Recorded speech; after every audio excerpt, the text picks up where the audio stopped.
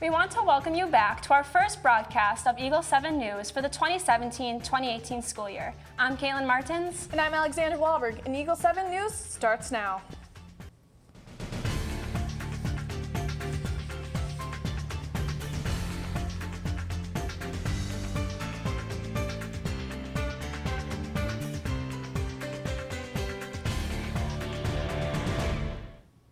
In the past month, 2 major hurricanes made landfall, causing mass destruction in the southern United States. In the past month, 2 major hurricanes made landfall, causing mass destruction in southern Houston, Texas. Category 4 Hurricane Harvey brought more than 40 inches of rain, causing catastrophic flooding. In Florida, Category 5 Hurricane Irma became the most intense hurricane to hit the United States since 2005. Our own Northwestern student and Houston resident, Anderson Bazile Jr., missed the first week of classes because of it. Yeah, real extreme winds, a lot of rain, heavy rain, and it just did not stop for probably 4 days. And then after day 2 of the rain, that's when they released the bayous and the dams, and it came into our neighborhood.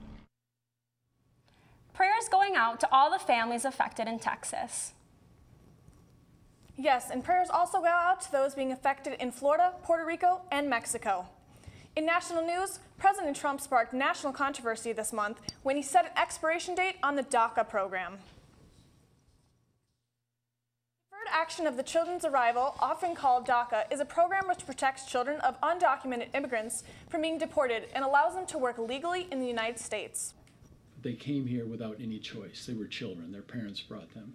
We have had 2 DACA students maybe in the last 4 or 5 years, so it impacts our community. The Bible has a lot to say about immigrants and how we're to treat them. We should treat them fairly. We should let them live under the same laws that we do. The Trump administration ended the DACA program in 6 months, or when their permit runs out, they can start to be deported. This is their home. You know, this is where they've grown up. And is that really the just thing to do? Congress will continue to meet to form a replacement plan for DACA before it expires on March 5th of 2018. Moving on to school news, the women's volleyball team has been exceeding expectations. Brennen, how's the volleyball team doing?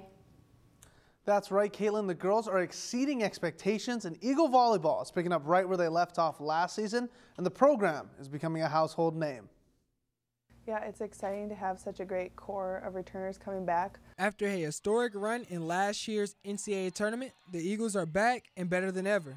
They are returning the reigning coach and player of the year, along with 3 other starters. They really set the stage for us, and in terms of passing, they set up our offense really well. So it's nice to know that we have that core coming back. Coming into the 2017-2018 season, the Eagles were ranked number 4 in the country, and after the first week of play, they soared up the polls to number 2 in the nation. Yeah, that's great. You go 4-0, and again, it's nice to jump in the polls, but it's nice to have the respect of other coaches around the country, and I think it's great for us in terms of recruiting and marketing and all that stuff. Coming off of the highest ranking in school history, the Eagles faced a little adversity going into the second week of non-conference play. Since the first weekend of the season, we haven't had our normal starting lineup out there, and it's been great to see players like Jalen Larson and Abby Newberger step up into some roles that they aren't maybe familiar with on the court, but they've done a good job, and it's nice to see our depth too. We've got a lot of talent on our sidelines, and everyone's gotten court experience, which is great for us. The Eagles are currently 5-0 in conference play and have their mind set on winning yet another UMAC conference championship. Yeah, I think, you know, when you've won it as many years as we've had, the expectation is to win it again. I know our players, their goal is to sweep at least every single conference opponent once. Yeah, we just want to play high-level volleyball and keep some momentum during our conference season, but also trying to weave in some tough non-conference matches too. From Eagle 7 News, I'm Anderson Bazile Jr. Continuing with Eagle Volleyball, Lindsay Peterson notches our Player of the Week honors. Peterson able to record 53 kills over a 3-game span and getting 21 against the University of Minnesota Morris. The Eagles will be hosting a doubleheader, they'll be going to a doubleheader tonight in Mankato against the University of St. Scholastica and Bethany Lutheran. Our game of the week this week is happening right here at home. Football frenzy is happening this weekend as the Eagles are taking on the Westminster Blue Jays on Saturday.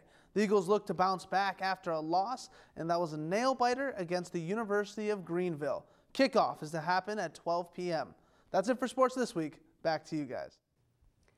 The Powder Puff homecoming game will be held this Thursday, September 28th at Reynolds Field, giving the women of UNW a chance to get some playing time on their home turf.